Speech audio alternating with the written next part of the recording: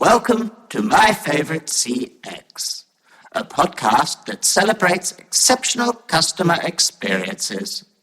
To listen to today's, please choose from one of the following options.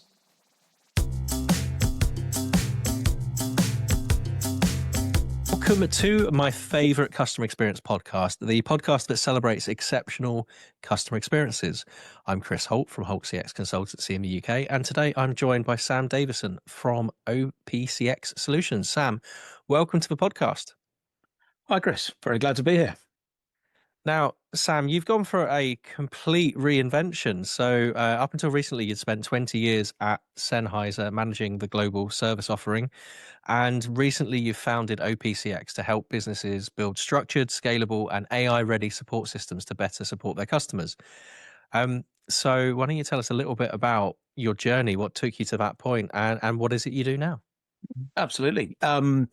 Really interesting journey. So I started as an apprentice service engineer at a young 18 with Sennheiser, there on the bench fixing electronics, and worked my way up through the service team to the point where I was then leading the UK service operation, which was technical service, was administration, customer support, technical support, all of those kind of things on the post-sale side.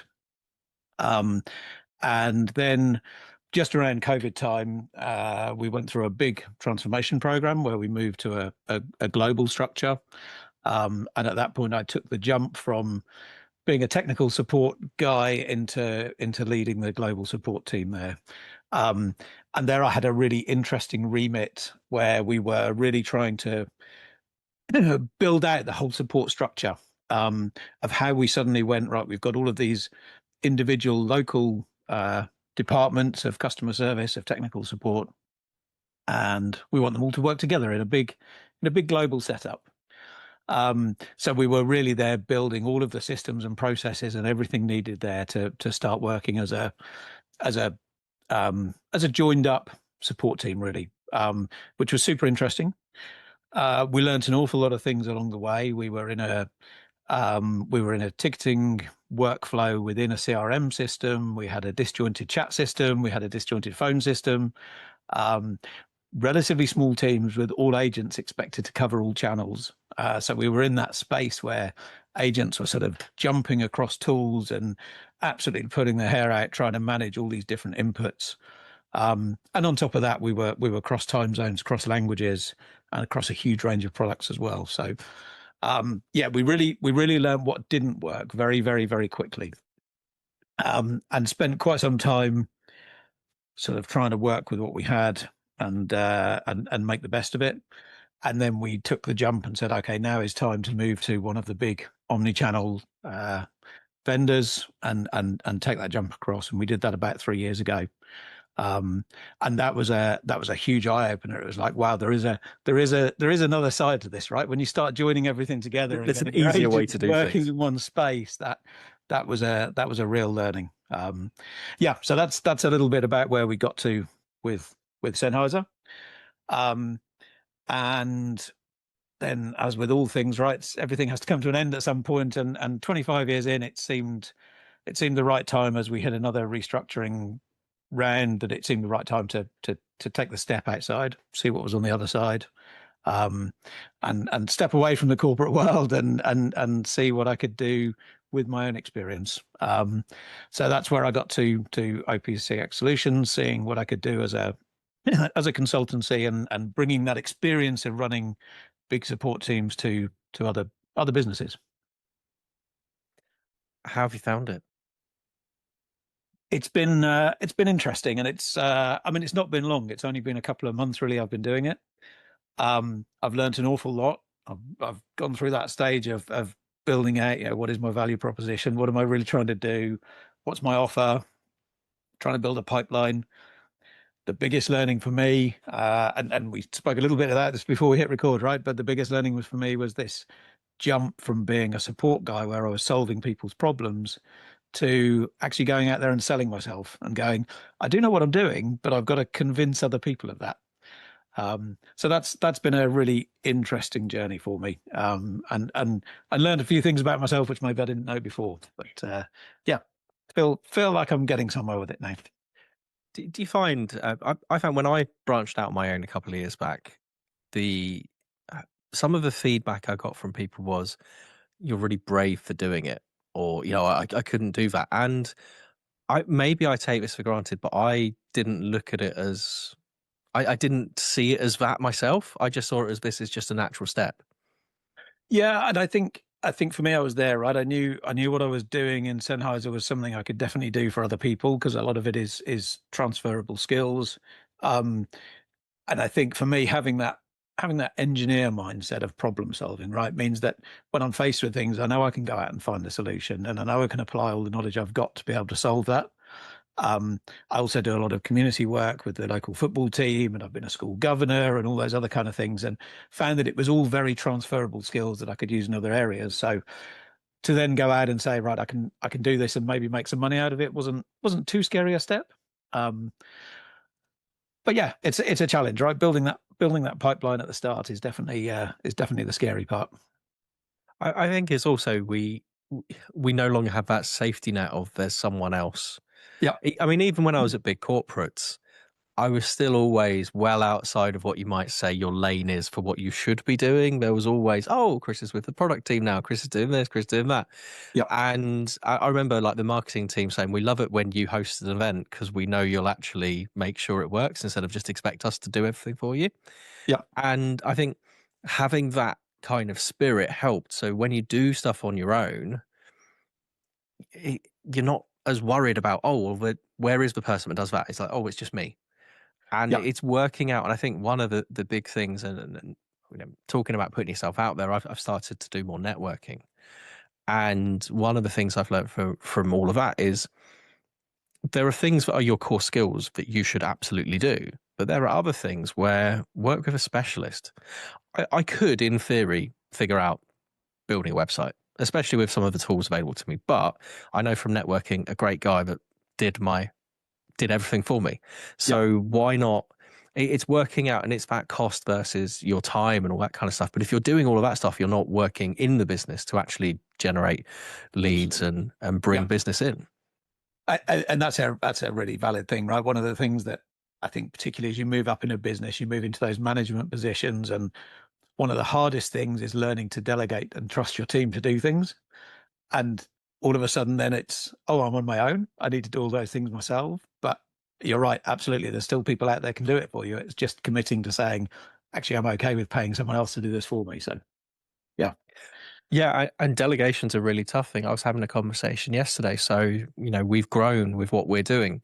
And one of the conversations yesterday was you're going to have to put time in now because it'll be worthwhile in the future. And it feels counterintuitive to take time off of customer engagements and the tools. But if you can bring other people up and if you can delegate activities, then it also means that you as the business owner aren't maybe sending emails at 9 o'clock at night or, you know, sending invoices on a Sunday because actually you've exactly. Yeah. already got someone who can help you do all of that. Exactly, exactly.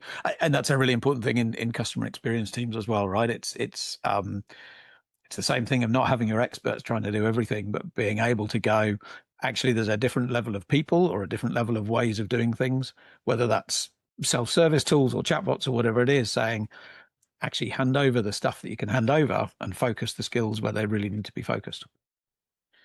Yeah, and that reminds me of like early on in my career. I was literally a telecoms engineer of underneath desk, putting phones out, all of that kind of stuff. And I remember there were a couple of engineers in my time that were very much, I'm going to hold on to the knowledge because that's what makes me valuable. And I've had completely the opposite. I mean, I've got a YouTube channel that is giving away knowledge Yep. every few days. And I know there are folks that have said to me, "Are you sure about that?" I'm like, "Yeah, because actually that's actually a pipeline. That's where opportunities come from. That's where contacts come from." And okay, I'm telling people how you can do stuff, but at the same time, I'm not giving everything away. But at Yep. the same time, the more you can help people, and I've always had that philosophy of all ships rise with the tide. If you bring everyone up, then you haven't got those pockets of experts who, when they go on holiday, I mean, there was a guy I worked with probably 10 years ago now, and he finally went on holiday and turned everything off. And management had to plan for that a month in advance. Yeah. Which is crazy, right? That's never a situation that a team should be in. Yeah. So taking us back to your time at Sennheiser, obviously you had all of those disparate systems and it was difficult for agents, probably therefore difficult for customers as well. When you moved to an omnichannel platform, how did that transform things for your employees first? Yeah, and I think that was the really big learning. It was a shift for employees that all of a sudden um, they had visibility of everything that was going on, and they had control. And the biggest challenge we had with separate systems was an agent would be handling a chat interaction, and all of a sudden a phone call would come in, and they're having to drop the chat and switch to the phone call. And then by the time they hang up that phone call, a colleague's contacting them on Teams, and they're sort of jumping around and tearing their hair out. And before you know it, they have 37 different windows and tickets open and get completely lost. So moving to the omnichannel solution was really for them about that visibility. It was having everything in one place. It was having every channel creates a ticket. They can see the ticket. They can see the queue. Visible SLA timers was a huge thing for us, that all of a sudden we can see what's really happening. And it was about not even about getting faster, but about not missing the few that slipped through the cracks before, right? And as a manager, it was always a horrible thing when you look in a ticketing system, you go, oh my God, there's a ticket that's been sitting there for a month. How is that even possible? Or 2 months or 3 months or whatever, sitting there on hold. And all of a sudden go into a system where that becomes visible. You go, right, now we can really see what's going on. So both from the agent side, that they felt they had everything in one place, the pressure was off, they could handle it. We had proper balanced assignments and routing. But then also from the management point of view, that we could see it and we could pick up the outliers and we could handle it was a huge shift for us. And that made a really big difference. And it was around that time, actually, we started measuring CSAT, and we saw like a 20% increase in our CSAT in 2 or 3 months just by making those changes.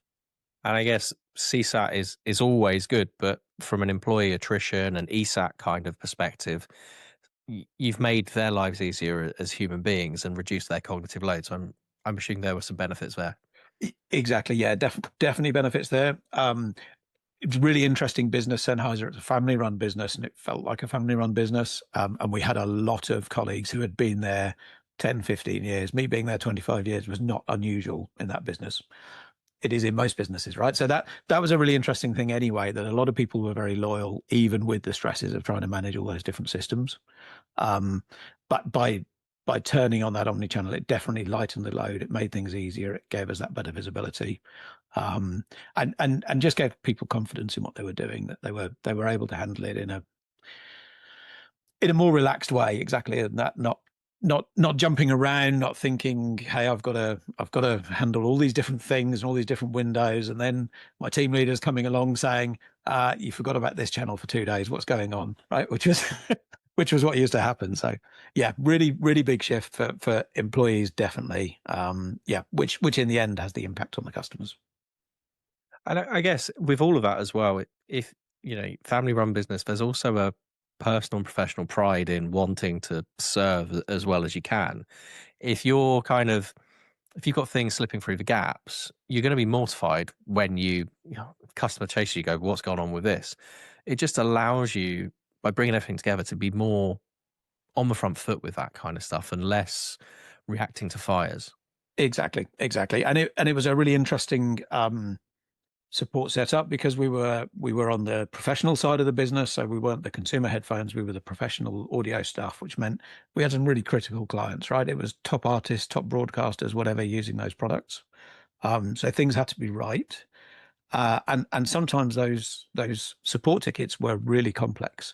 It wasn't unusual for a high level tech support ticket to be measured in days rather than hours or minutes. So we didn't do the typical measurements of average handle time and those kind of things, because you can't target a very technical support person on average handle time. So what we always tried to manage was SLAs was the big one, because we can say, actually, yes, we're responding in a timely manner. And then overall CSAT was a really important measure for us, because we could say, actually, even if it's taken 3 days or 5 days to solve something complex, at the end of it, was the customer satisfied? And that was important for us as well, that we measured the right things in the right way. Which even though that's a B2B space, still applies to B2C. Of if you can fix the issue, that is often more important than handle time, because if you don't fix the issue, that customer's coming back one way or Absolutely. another. They're coming back, or they're going away completely. Yeah, absolutely. And that's always been it's always been the way I've looked at CX, right? Is there's no need to overcomplicate it or over measure it or anything else. In the end, most customer experiences starts with a customer who's got a problem or a need that they want fulfilled. And as a business, if you can really listen to that customer and understand what it is they want and deliver it quickly and simply without too much complexity, that's the ultimate measure, right? It doesn't matter what the numbers say or what the figures say or whatever else. And ultimately, it also doesn't matter actually what the cost is of serving that customer to some extent, because if you serve them really well, they're going to come back and you get that repeat business off the back of it, more so than going, hey, we saved a few pennies on serving that customer by being quicker, right? And that resonates with, I read I can see it down on a shelf below me, the Effortless Experience, which is, I think it's from 2013. It's one of the older CX books, but it talks about not only, well, one, disregard handle time, which I am very much a proponent of in context. And it was talking about empowering agents, not just to solve the problem, but also to look ahead to anticipate where that customer may potentially go with other things. And agent empowerment being the big thing there of, right, if I've solved this problem, that's great. But if I know it can reoccur, then that's still going to come back as some form of repeat contact or a satisfaction issue. So how can I get ahead of that? All right, we know that you've had this issue, but we can also see your warranties coming up, which means this issue is going to get worse. So let's look at that. And all of those extra touch points, if you potentially empower the agent to handle that, then you actually put more arms around that customer in an even more significant manner. Exactly. Yeah. And empowerment is a really core thing to, I think, how we always try to deliver CX there as well. We tried to not have too many boundaries or limitations, and it was never like, oh, you can give a credit up to this amount, or you can, I don't know, you can only do this as a replacement policy. Of course, there's company policies and there's warranties and those things that have to be kept to. But for me, always CX was about saying to that agent, actually, you're the one with the customer on the phone or on the email. You know what the context is. You know what the problem is. You've got all the understanding of what the impact is for the customer if you don't do what's needed to fix it. And more often than not, I always try to say to my team and to my agents, if you can justify to yourself that you're making the right decision for the customer and the company, then it's the right decision, right? To go ahead and do it. If you have to ship something as a replacement, if you have to book a super fast courier to go and collect something to make it happen, whatever it is, as long as that cost feels proportionate, then that's the right way to solve the problem. And it doesn't need to then be that there's a great big rule book or playbook on how to solve things. You're just saying to those agents, actually go and do what you think is the right thing for the customer. And you're not going to get told off for it afterwards for the wrong thing. You're going to go and do it. And if afterwards you can come to me and say, hey, Sam, we did this and it cost us this, and I did it because these are the reasons, then absolutely fine. That's the right decision. And that in the end is about how you deliver the proper customer experience, right? Because then that customer goes away going, actually, the company, the agent understood my problem and was able to deliver everything I wanted to solve it. Or a valid, useful workaround, because maybe they couldn't give me the full solution, but they could say, we can't do that, but instead let's do this, and that will get you out of a hole. And is that a philosophy you're taking forward as you're now helping businesses when they're looking at support, all of that empowerment model? And exactly. So I'm not whilst I am a systems and processes guy, and I can see ticket workflows in my head and map things out and all that, that's the boring bit that I actually enjoy getting in, building routing triggers or whatever. But also it's about that full support operations thing, and not just saying, actually, let's build a system that's overly strict. You've also got to always think about what's the edge cases, right? And what do we do when it doesn't follow those exact rules? And whether that's empowerment of agents or whether that's knowing what the trigger is to then go, we need to escalate that or pass that on. Absolutely. That's always my philosophy, is to try and say, how do we build the right support for the brand and for the customer to deliver the right thing? One thing that I found interesting was you talk about making sure the support systems are AI ready. And that's interesting because every business now is looking at a form of AI. Yeah, And especially if you've got a bit of FOMO and you think, oh, I should have AI, I need AI in this, I've heard about it. But actually making sure that you are ready for it is huge because if not, you're just built on sand. exactly. And the analogy I like to use here is if you just take a chatbot or an AI and turn it on without any knowledge, without any guidance, without any structure or foundations behind it, it's just the same as employing 10,000 untrained agents and on day one, sitting them down at a desk and going, there's your phone, off you go, right? It would be absolute chaos. Customers might get served, but probably not very well and probably not very effectively. And everything would turn into an escalation because those poor agents would be going, well, I don't know. And it's the same with the AI, right? If you just turn on a chatbot of some sort without any training and structure behind it, it can answer a few questions or it can answer from general knowledge on the web, but it's not going to be very brand specific and it's not going to be very effective. So really there, from my point of view, it's about doing all of the foundational stuff right from the start.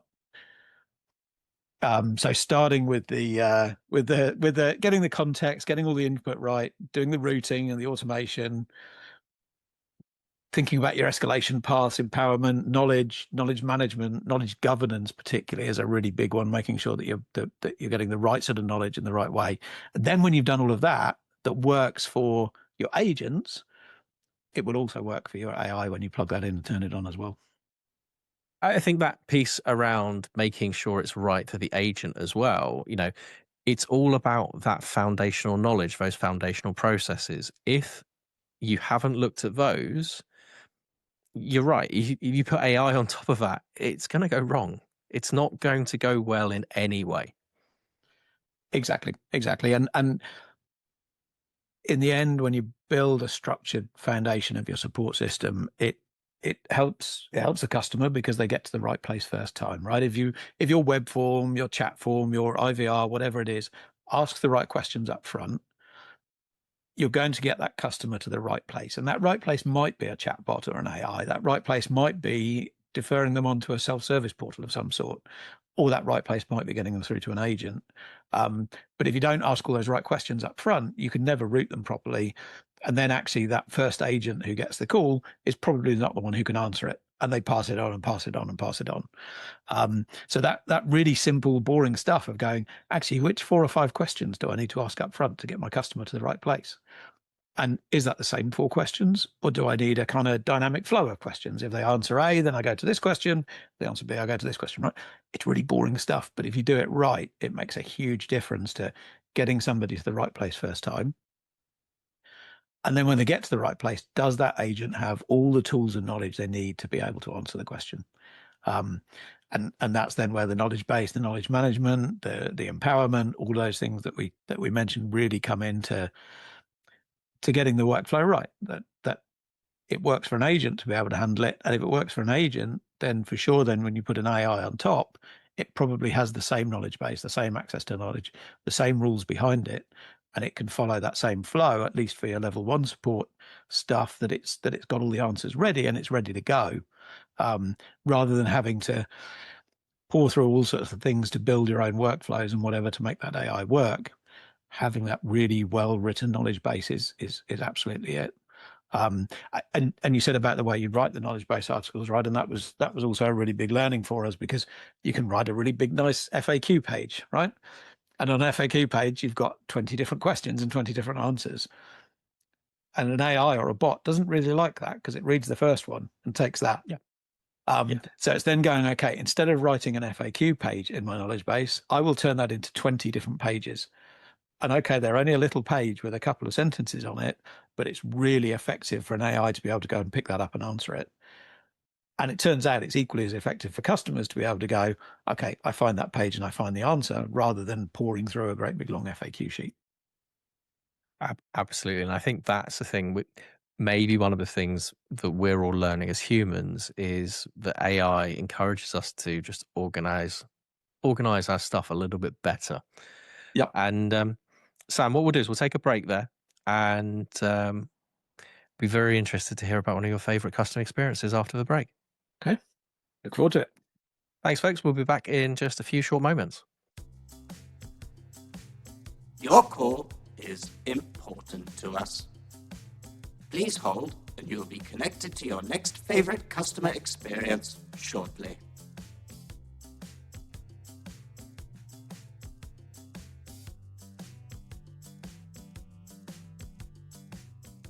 Welcome back to my favorite customer experience. My guest this week is Sam Davison, founder of OPCX Solutions. And before the break, we were talking about bringing all of his experience from managing a global service offering into the world of consultancy.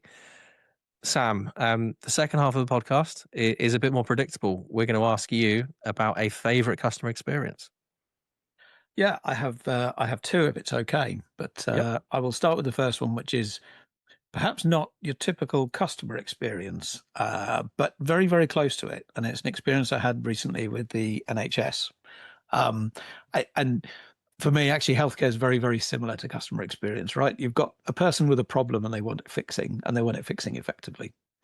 So I had a recent issue where I've been trying to get an appointment with my GP for months.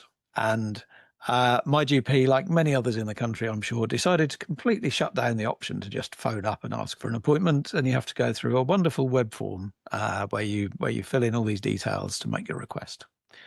And months and months and months of filling in the form, getting sent one direction, waiting weeks for an appointment, going in, going, no, that's not really the right thing. What's next? I've got to go and fill out a new web form, starting again, putting in all the history. Wait a few days, get another appointment in weeks' time and going, no, that's not also what I was after either. You've still not solved my problem. Okay, I've got to fill in another web form, starting again, all the context, putting everything in. And in the end, it escalated and escalated. And I kept pushing with a new web form every day, hoping they'd start to take me seriously. And in the end, they came back and said, yeah, we can't see you for 3 weeks. We think you should go to A&E. And I knew going to A&E was not necessarily the right route, but at least it was going to get me seen by somebody, right? Yeah. So at this point, I was completely desperate. I was like, nobody's listening. Nobody's taking seriously what I'm talking about. There's no sense of urgency. No one's really owning the problem. You're that ticket that's fallen through the cracks. Exactly. From earlier on. Yeah. Absolutely. So I thought, right, I'll go to A&E. So I turn up to A&E and walk in, and it's this horrible, not very nice, full room of very sick-looking people, and absolutely hundreds of them. I'm thinking, oh, this is going to be horrible, right? My expectations were low.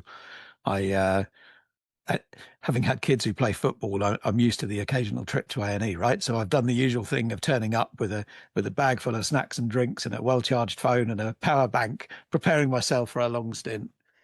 And actually they said, I'll just go next door to this specialist centre where they'll deal with this. I'm thinking, okay, that's interesting. And I walked next door, and it's like a hotel reception. And I walked in and I was seen by reception. They said, no problem, sit yourself down, someone will see you. And within 5 or 10 minutes, the first nurse comes to get me. And she was absolutely brilliant. She was so reassuring. She listened. She talked through everything, asked all the questions, did all the vital checks, all the normal things, took some blood, whatever, but was really, really reassuring. And then says, okay, just go back in the waiting room and they'll call you for the next check. And after 15 minutes, someone came out really flustered saying, Sam Davison. Yep, I'm over here. We've been looking for you for ages. I'm thinking, well, it's only been 15 minutes. We've been looking for you for ages. You're in the wrong waiting room. I was like, oh, okay. And this went on, that it was just this really efficient process, handing me on to the next thing, really smooth sort of process where everybody knew what they were doing. The handover was perfect. There was no real waiting time. And in the end, all these various tests were done, and they were waiting for blood results to come back from the lab. So I sat there for maybe 3 hours after this sort of round of tests, and they were so apologetic that they'd done everything right, and they were just waiting for the lab, who happened to be backed up that day.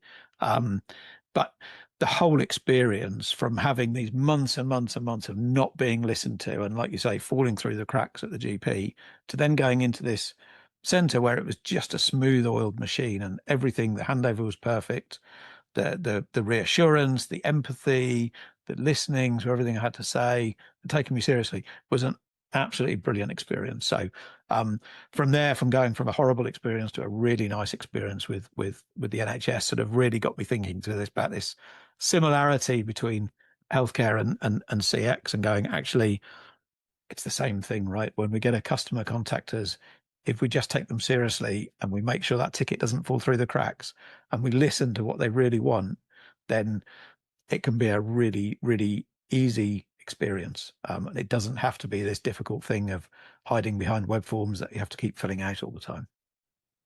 And I think that there's a few things there. I mean, the parallels of CX. I mean, to me, it is a form of CX, and yeah, we've not myself personally, but within the family, we've gone through similar processes of trying to get taken seriously or trying to find the right person that understands, and sometimes going into conversations knowing more about a particular subject as well, because ultimately there's a lot of generalists there. But what's interesting for me is that, okay, you were sent to A&E, and I would have also just packed a massive bag of snacks.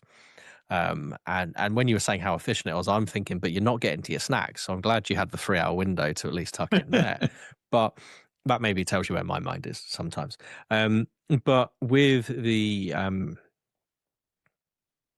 with the rest of the experience, it's, you've basically got handovers going on. You've got those, agent to agent handover is no different from nurse to specialist to nurse, going through and having that context and being contextually aware. And I'd have been like you, turning up at A&E, like, I'm going to be here for 12 hours because, I haven't, been in a football match and my leg is hanging off after doing something stupid, or, I'm very clearly not the illest person in the room. So my anticipation, my anticipated experience is going to be, this is going to be a long day. And hopefully I've brought enough books with me. But actually, if we talk about empowered experiences, there's clearly been a decision made at that health trust to go, right, we know there's the accident and emergency side, but there are also these other things that just need triage, and excellent triage and excellent processes. And someone's, to your point about process design earlier, someone has looked at that process and gone, we don't need these people that would normally be waiting 12 hours just to speak to someone to be in here, because also that's a seat that someone, Exactly. all of that stuff. So they've got that triage right at the start, which has empowered them to deliver better. I mean, you say walking into like a hotel-like experience. I mean, that's anyone that knows the NHS, that is not the norm, it's fair to say. Yeah. But it took that, like, that constant dissatisfaction experience, and then, like, you got to there by the looks of it. Exactly. It was really, truly, it was one of those experiences that all the way through, you're going, this is crazy, right? I can't quite believe I'm being seen this quickly and that all these things are happening this quickly. And it was really, really refreshing after months and months and months of being onto my GP. And in the end, I didn't need to be in A&E. It's something else. So I'm unfortunately now back with the GP and back in that cycle of going around, someone please listen to me. And it's getting painful again. But I mean, in the end, we'll get there, right? And we'll keep pushing because, like we say, it's a system we're familiar with from CX. So we'll get to the end of it, and I'll keep pushing the right buttons to get someone to listen. But that experience really stood out for me. And why don't you tell me about the other experience? Yeah, so the other experience, really, really simple one, and it's with my bank, which is First Direct. And I moved to First Direct 20-something years ago, mainly because I was young at the time and they offered a nice sort of bonus of a few £100 for moving to them, right? So it seemed like a good idea at the time. But what I was really surprised with is, whilst they're an internet bank and an internet first bank, their phone support is absolutely fantastic. And every time I've had to call them, no matter what time of day it is, whether it's busy lunchtime hour or 3 o'clock in the morning or whenever else I've decided to call my bank, the call is answered within 3 rings. I think the longest I've waited is 5 rings, and there's no hold time, and you get straight through to an agent. And what's even more impressive is that whoever answers that phone call typically can deal with whatever it is you're phoning about. I've had 2 times I've been transferred. Once was to their fraud protection team. Fair enough, very That's a specialist specialist. area. And the second time was when I was buying a house and I had to transfer a big sum of money. You go, okay, also a specialism. But everything else that I've called them about, it is dealt with by the agent who answers the call on the 3rd ring. And that's incredible, right? That's an experience that some other banks are a very, very long way off. I moved from another bank where the typical hold time was 45 minutes.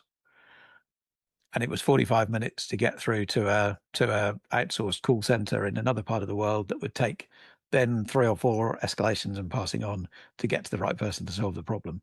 And that difference in experience was absolutely fantastic. So I think for me, across both of those experiences, the learning is that it doesn't have to be clever, fancy stuff, right? It just needs to be that someone's there and ready and willing to listen, and to handle the issue that you come to them with. I think what's really encouraging as well is, First Direct are when I used to teach CX 101, First Direct are one of the people you talk about from, I think it's 89 or 90, where they were the first telephone bank in the UK. And even I might get this put in the show notes, actually, their advert at the time was, this is what banking looks like in the future and all that. And it was so revolutionary of its time. And it's like, okay, the paradigm for how we as customers interact has changed in those 30 plus years. And the methods that we have available to us are different. And yeah, you could move to completely on the internet with them and things, but their core principle then is still what they're good at now. Exactly. And Yeah, that is exceptional customer experience. absolutely. And it's the simple thing, right? Just pick up the phone. It's easy. I know that I can do stuff online, and of course I sometimes use their live chat or sometimes use their app. But when there's a real problem and I need something solving, I know I can just pick up the phone with the full reassurance that somebody will answer and that they will deal with that problem. And that's a really simple but effective CX experience. And I think that's something to close on there of like, you know, even if you've gone via another channel, you ultimately know voice is still going to be easy. It's going to be low effort. Yeah, Whereas, I don't know if I have that with my bank. I don't know if I need them. I actually don't know what that call experience would be, because I can't remember the last time I've done it. I've tried to use their app and things, all that kind of stuff. I've not had anything urgent enough where I've had to call them in a long time.